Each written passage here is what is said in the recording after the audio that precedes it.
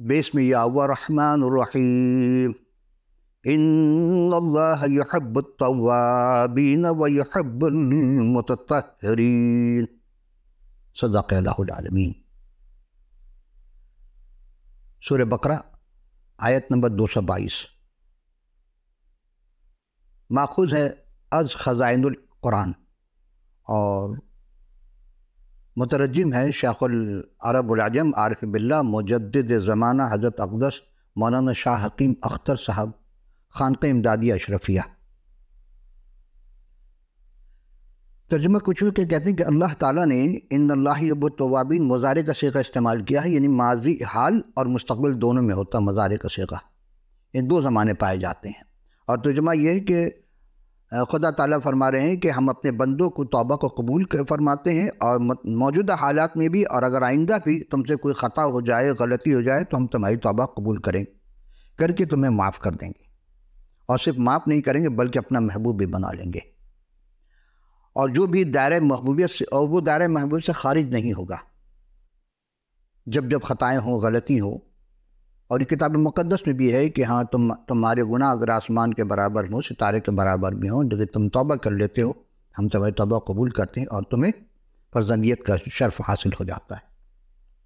عزیزان گرامی، بہت طویل اس کی تفسیر انہوں نے لکھی ہے، لیکن چونکہ ہمارے پاس گنجائش بہت کم ہوتی ہے، اسی لیے ہم اسے ان تفسیروں کو حد کر کے ہم بالکل چار باتیں آپ خدمت ہیں کہ توبہ کے چار شرائط ہیں، تین ہیں حقوق اللہ کے لیے یعنی خدا کے حقوق کے لیے، اور چوتھی شرط ہے وہ بندوں کے حقوق کے لیے۔ اسی بات کو ہم آگے چل کر جب دیکھتے ہیں تو جناب مسیح نے یہ کہا کہ تم خدا سے ایسی محبت کرو اپنے سارے دل، ساری جان، ساری قوت، ساری طاقت سے، اور پھر اس کے بعد آپ نے یہ کہا تھا کہ لیکن دوسرا حکم یہ ہے کہ تم اپنے پڑوسیوں سے اپنی مانند محبت رکھو۔ وہ چوتھی شرط انہوں نے بھی وہی لکھی ہے کہ ان شرطوں سے توبہ کرنے کے بعد اللہ کے محبوب ہو جائے گا، اور اس کے بعد مخلوق کی خدمت ہے، یعنی حقوق اللہ اور حقوق العباد۔ جان دی میں نے ان کے نام پر، جان دی میں نے ان کے نام پر، عشق نے سوچا نہ کچھ انجام پر۔ جہاں عشق ہو جاتا ہے وہاں پر انجام کو نہیں سوچتے ہیں، کر گزرتے ہیں۔ جیسے جناب ابراہیم السلام کہا کہ بے قدر کود پڑا آتش نمرود میں عشق، اور عقل ہے محو تماشائے لب بام ابھی، جبکہ ابراہیم السلام کو آگ میں نہیں کودا تھا انہوں نے۔ وہ حضرت دانیہ علیہ السلام کے 3 ساتھی تھے جن کو آگ میں پھینکا گیا 7 گنا آگ میں۔ تو عشق بھی ایک آگ ہے، اور وہ آگ اگر ٹھنڈی پڑ جائے تو انسان کے ایمان اور اعمال دونوں کمزور پڑ جاتے ہیں۔ آئیے ہم پہلے سوال کی جانب چلتے ہیں۔ حضرت آموس علیہ السلام کا صحیفہ کے کل کتنے باب اور کتنی آیتیں، یعنی کتنے رکوع اور کتنی آیت یہ پوچھا گیا۔ حضرت آموس علیہ السلام کا ذکر تو قرآن شریف میں کہیں بھی نہیں ہے، نہ سائے کی کتاب میں ہے، اور نہ ہی قصص الانبیاء میں ہے، جس کا ہم پچھلے نشست میں ذکر کر چکے۔ ہاں 9 ابواب یعنی 9 رکوع پر ان کا صحیفہ ہے، اور کل 148 آیت ہے، اور ان کا نام کل 5 مقامات پر آیا ہے۔ سب سے پہلے انہی کے صحیفہ کے پہلے باب کی پہلی آیت میں ہے کہ تقوع کے چرواہوں میں سے ایک آموس کا کلام جو اس پر بھوچال سے 2 سال پہلے رویا میں نازل ہوا۔ بھوچال ان کوئی زبردست زلزلہ آیا تھا ان کے زمانے میں، اس کے 2 سال کے بعد کا واقعہ۔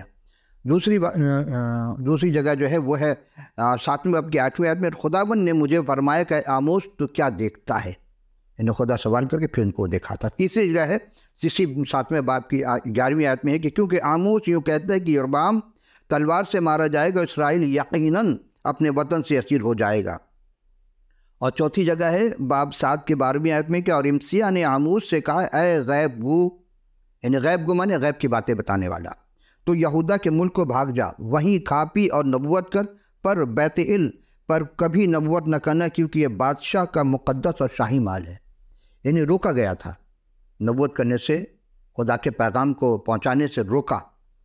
اور آگے چل کر ہم دیکھیں گے خدا کے روکنے والوں کو کیا کہا پھر آگے۔ اور اس کے بعد 5ویں جگہ ہے وہ اسی 7ویں باب کی 14ویں آیت میں ہے کیا، تب آموس نے جواب دیا کہ میں نہ نبی ہوں نہ نبی کا بیٹا، بلکہ چرواہا اور گولر کا پھل بٹورنے والا۔ اس کا ذکر ہم کر چکے تھے کہ یہ کون تھے، لیکن جو کتنے مقام پر آیا، یہ 5 مقام پر۔ آئیے ہم دوسرے سوال کی جانب چلتے ہیں۔ حضرت آموس کا صحیفہ ان میں 8 اقوام میں سے 6 کے جرم کو تو معلوم ہو چکے، باقی 2 کون سے تھیں اور ان کے کیا جرم ہیں، اور سزا کو واضح طور پر اپنے صحیفے میں کیا نشاندہی کیا گیا تھا۔ خداوندی فرماتا ہے یہودا کے 3 بلکہ 4 گناہوں کے سبب سے میں اس کو بے سزا نہ چھوڑوں گا۔ اچھا، یہ جملہ ہر قوم کے ساتھ خدا نے ابتدا میں فرمایا۔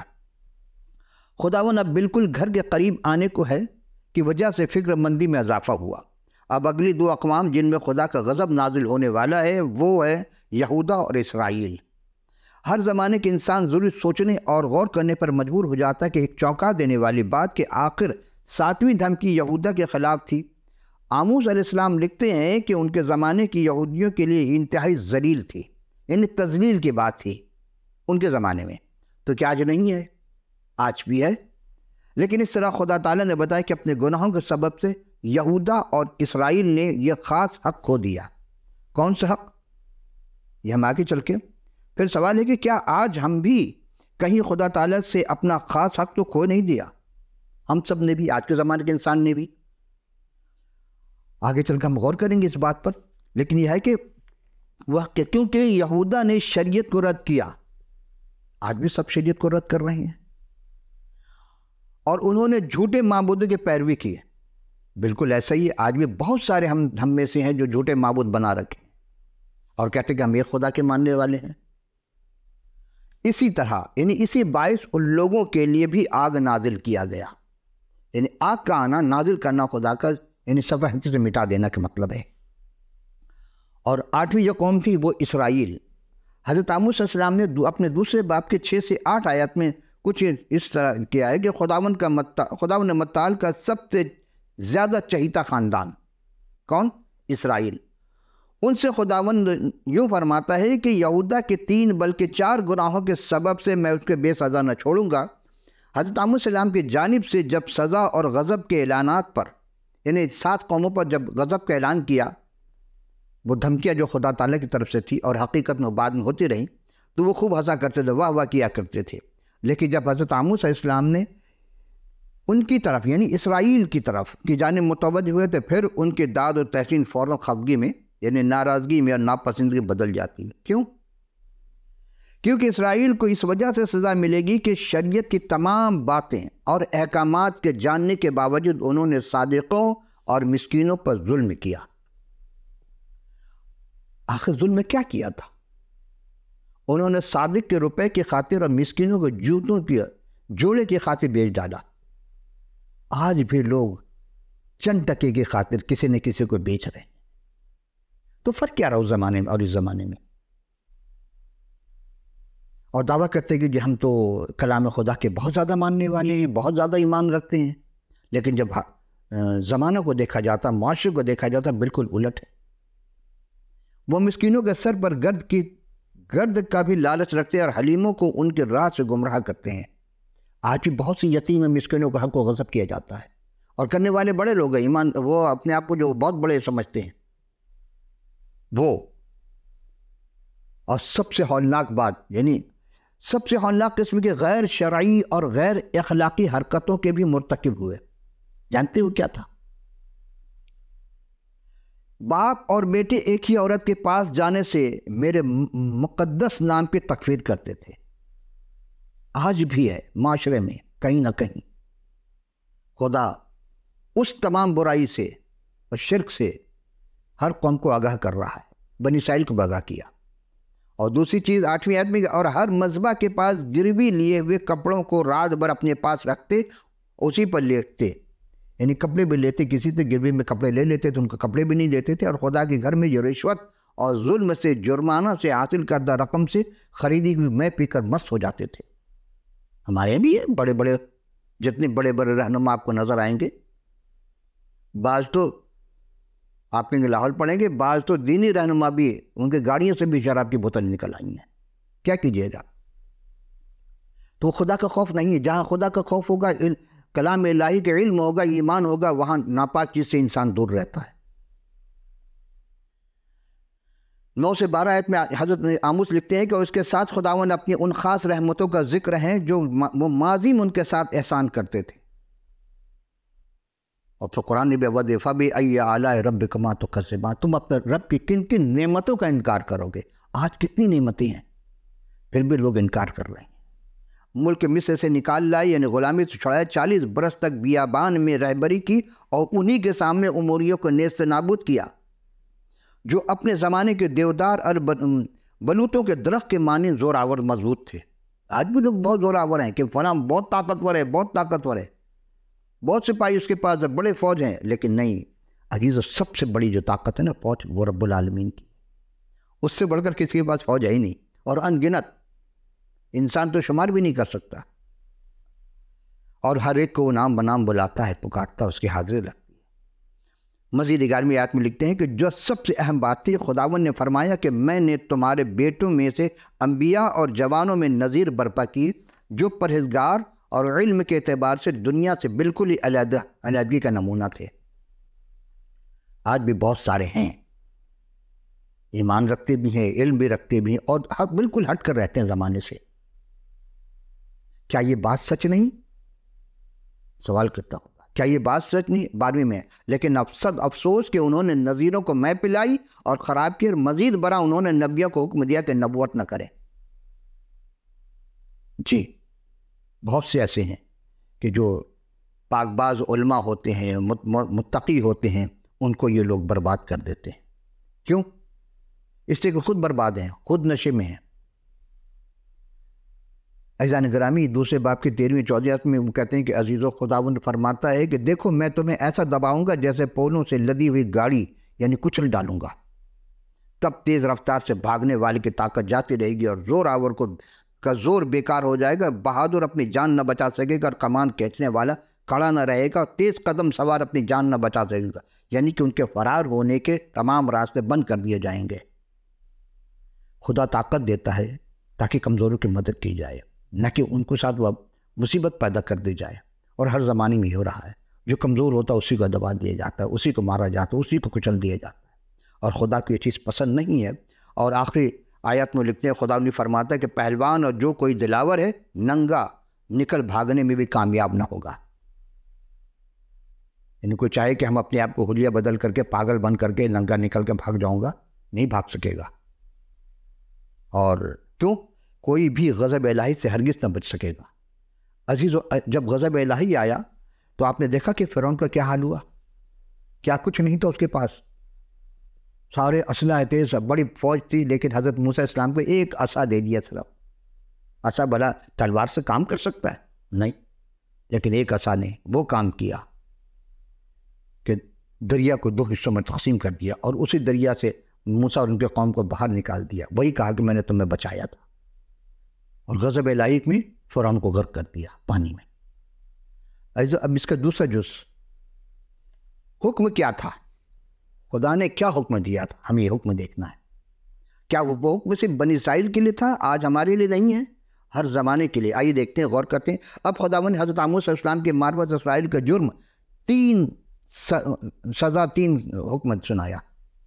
ہر فصل میں یہ سلسلہ خطابت کے ایک واضح قاعدے کے تحت شروع کیا گیا ہے، جو حضرت عیسیٰ السلام کے صحیفے کے 3 اور 6 باب، یعنی 3 سے 6، 3، 4، 5، 6 ان ابواب میں، ان رکوع میں، ہر پہلی آیت کا 3 کا 1، 4 کا 1، 5 کا 1 اور 6 کا 1، یعنی ہر پہلی آیت میں ان چاروں ابواب کے آغاز میں سامریہ کی خوشحالی پر زور دیا گیا ہے۔ لیکن قوم نے اپنے گناہوں کے سبب نے اپنے خوشحالی کے باعث ہی خدا تعالیٰ کے غضب کا آواز دی، اور حضرت عاموس نے بھی یہی بتایا کہ گناہوں کے سبب سے قوم نے غضب الہی کمایا، اور حضرت عاموس نے عدالت کی یہی وجہ ٹھہرائی ہے۔ حضرت عاموس علیہ السلام نے جس خداوند کے دن کا اعلان کرتے ہیں وہاں پر، یہ وہ دن ہے جس میں یہوہ یعنی اسور کو عصا کی طرح اسرائیل کو مارنے کے لیے استعمال کریں گے۔ آئیے دوسری بات کہ بات میں جرم اور سزا کی باتیں، یعنی دوسری بات میں کیا ہے وہ، یہ ہم تیسرے سوال میں یہی سوال کیا گیا ہے، تیسرے میں، کہ خداوند نے ان سب کے جرم پر کیا کوئی حکم بھی سنایا تھا، اور وہ کتنے حکم تھے؟ جی، پہلا حکم ہم پیش کرتے ہیں، اسرائیل کا جرم اور اس کے سزا کا پہلا حکم کیا تھا؟ سنیے، سماعت فرمائیے۔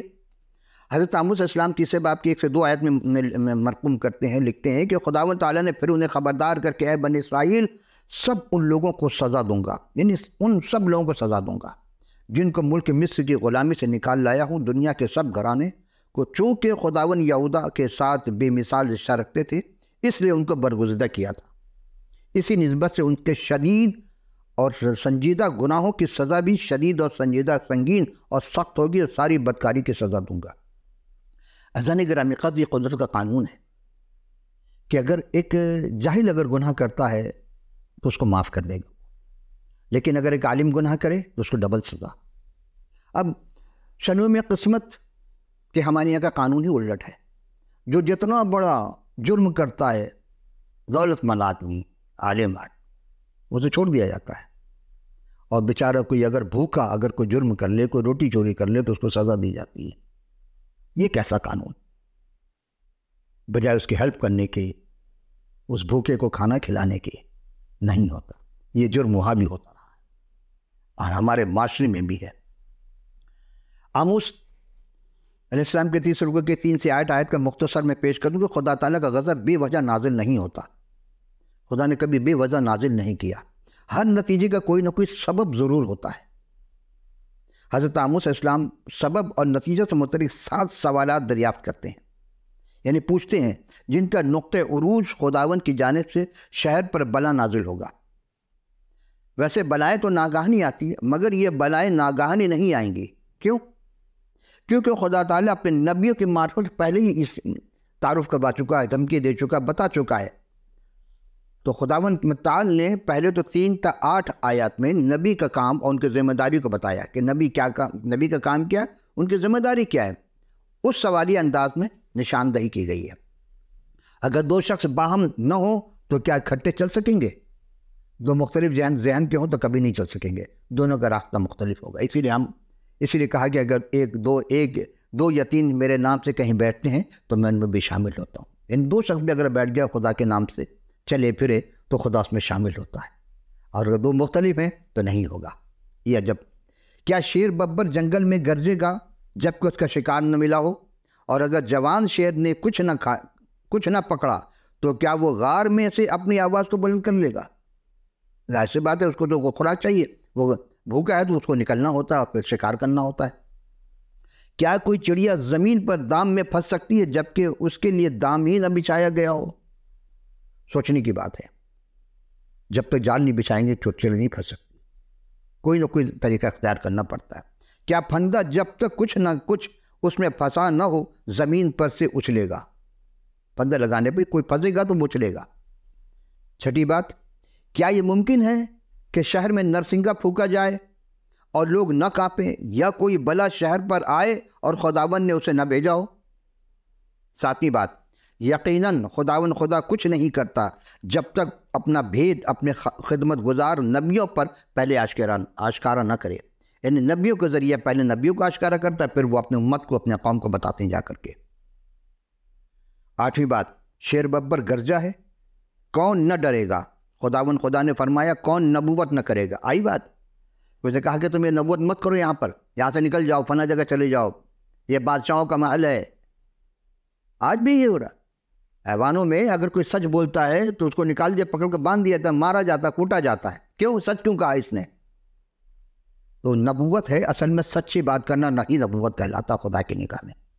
تو آج تو آپ زمین کے بادشاہ بن کر کے زمین پہ جتنا ظلم چاہے کر لیں، لیکن ایک دن تو اس عادل کے آگے جانا ہوگا جو تمام کائنات کا عادلوں کا عادل ہے۔ اسی لیے اگر کسی کو عدالت کے عہدے پر، عدل کے عہدے پر بیٹھایا خدا نے، تو اس کو چاہیے کہ عدل سے کام لے، طرفداری نہ کرے کسی کی، کہ خدا کسی کا طرفدار نہیں ہوتا۔ کلام یہی لکھا ہے۔ حضرت آموس علیہ السلام کی 3 باب کے 9 سے 12ویں آیت میں اس کا خلاصہ یہ کہ اشدوں کو قصروں اور ملک مصر کے قصروں میں منادی کروائی کہ سب آئیں سامریہ کے پہاڑ پر جمع ہوں اور یہ دیکھیں اور گواہ ہو جائے کہ سامریہ میں ظلم و ستم۔ اس زمانے میں خدا کیا کرا؟ سب آئیں دیکھیں۔ تو آج کیسے دیکھیں گے اگر کہیں ظلم ہو رہا؟ تو آج انسان نے بڑی ترقی کر لی ہے، سیٹلائٹ لگے ہوئے، کیمرہ ہے، اس کے ذریعہ کہیں بھی ظلم ہوتا پتہ چل جاتا ہے فلاں جگہ ظلم ہو رہا ہے۔ یہ اور بات ہے کہ آپ اپنے اس سیٹلائٹ کو کسی طرح چھپانے کی کوشش کریں، وہاں کوئی جیمر لگا دیں، یہ اور بات ہے، لیکن کہیں نہ کہیں سیٹلائٹ تو ہے۔ اگر کوئی سیٹلائٹ نکال دیں کہ پروردگار عالم کا ایک سیٹلائٹ ایسا جو ہر جگہ کام کرتا ہے۔ جب انسان نے سیٹلائٹ نہیں بنایا تو اس کا سیٹلائٹ کام کر رہا تھا۔ کیا ظلم تھا؟ دیکھیں، سب کو کہا گواہ رہیں۔ گواہ کون ہوگا؟ جو دیکھے گا، اندیکھے والا گواہ نہیں ہوگا۔ وہ جھوٹا گواہ ہو جائے گا، اور گواہ ہو جائیں کہ سامریہ میں ظلم و ستم، بے انصافی اور لوٹ مار کا بازار گرم ہے۔ ان کے ان گناہوں کے باعث اسور ملک اسرائیل پر چڑھائی کرے گا، چھوٹا سا ہے لیکن اسرائیل پر چڑھائی کرے گا۔ اسرائیل کا بالکل تھوڑا سا بقیہ بچے گا۔ اس کی واضح تصویر 12ویں آیت میں ہے۔ اس مثال سے پیش کی گئی ہے کہ شیر ببر کے منہ سے بھیڑ کی 2 ٹانگیں یا کان کا ایک چھوٹا سا ٹکڑا چھڑا لیا جائے اور پوری بھیڑ کو وہ کھا جائے۔ ایسا ہو سکتا ہے؟ عزیزو، منادی کروائی کہ سب آئیں اور سامریہ کے پہاڑ پر جمع ہو جائیں اور دیکھیں وہی ظلم و ستم۔ اور 13ویں آیت سے 15ویں آیت میں ہے کہ خدا رب الافواج فرماتا سنو اور بنی یعقوب کے خلاف گواہی دو۔ تو اس زمانے تو گواہی دی، آج گواہی کون دے گا؟ آج پوری انسانیت کی گواہی، جو دیکھ رہا ہے ظلم ہو رہا ہے، اور اس ظلم و ستم پر کہیں شریعت کے نام پر قتل عام ہو رہا، جھوٹی گواہی بنا کر جھوٹے لوگ، جھوٹے وکیل، سب وکالت نکل جائے گی عزیزو۔ اور خدا سب سے بڑا عینی شاہد ہے، اس سے بڑا کوئی عینی شاہد نہیں ہو سکتا۔ اور ظلم و جھوٹ کے خلاف ہی انبیاء کو بھیجا گیا تھا۔ دراصل بیت العلم میں وہ شہر تھا جہاں بنی یعقوب اسرائیل کے سنہرے بچڑے کی پوجا کرتے تھے۔ آج بھی پوجا ہو رہی ہے کسی نہ کسی انداز میں۔ کہا نا تیرے دل تو ہے صنم آشنا، تجھے کیا ملے گا؟ میں جو سر بسجود ہوا کبھی تو زمین سے آنے لگی صدا، علامہ اقبال نے فرمایا، میں جو سر بسجود ہوا کبھی تو زمین سے آنے لگی صدا، تیرے دل تو ہے صنم آشنا، تجھے کیا ملے گا نماز؟ لوگ سجدے پہ سجدے کیا جا رہے ہیں، پیشانے پہ مہرے کے مہرے بن گئی، لیکن کیا ہوا؟ دل پلٹا نہیں پلٹا، سجدے میں بھی دل نہیں پلٹا۔ پھر کب پلٹے گا عزیزو؟ یہی چیز وہاں کے خدا رب الافواج فرماتا ہے کیا کہ سنہرے بچڑے کی پوجا کرتے تھے، ان کے لیے قربانیاں چڑھاتے تھے، آج بھی چڑھائی جا رہی ہے کہیں نہ کہیں مردوں کے نام پر۔ خدا تو زندہ ہے، سنو اور گواہ رہو کہ ان کے مذہب بالکل نیست نابود کر دیے جائیں گے اور وہ بچڑا اسور میں پہنچایا جائے گا۔ اس بات کو ہوسیہ نبی علیہ السلام نے، جن کا ذکر ہم پچھلے کر چکے تھے، 10ویں باب کی 5 اور 6 آیت میں، دولت مندوں کے بڑے بڑے اور شاندار مکان ویران ہو جائیں گے۔ بہت سارے مکانات ویران ہو گئے۔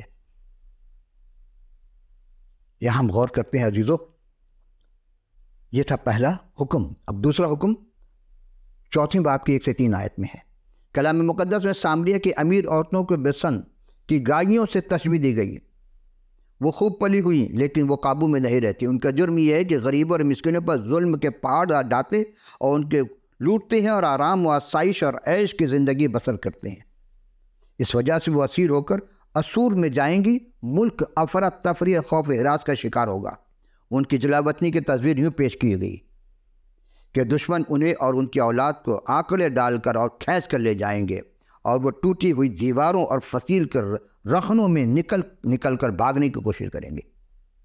جتنے لوگ آج بڑے بڑے جہاں کہیں بھی اپنے عہدے کا غلط استعمال کرتے ہیں، یقین جانیے کہ خدا وہ ظلم کو دیکھ رہا، اور اس زمانے کے بنی اسرائیل اور آج کے لوگ برابر ہو گئے، اور کوئی حق کے خاطر نہیں بولتا تو گویا وہ جرم میں شامل ہے۔ اور 4 باب کی 4 سے 13 آیت کا خلاصہ یہ ہے کہ کلام مرقوم میں خدا تعالیٰ ان پر طنز کرتے ہیں اور کہتے ہیں کہ بت پرستی کرتے ہو، اور بیت العلم ویسے اس کا لغوی معنی خدا تعالیٰ کا گھر، میں بتوں کے لیے ہر صبح اپنی قربانی لاؤں۔ کیا بات ہے، آج نہیں ہو رہی ہے؟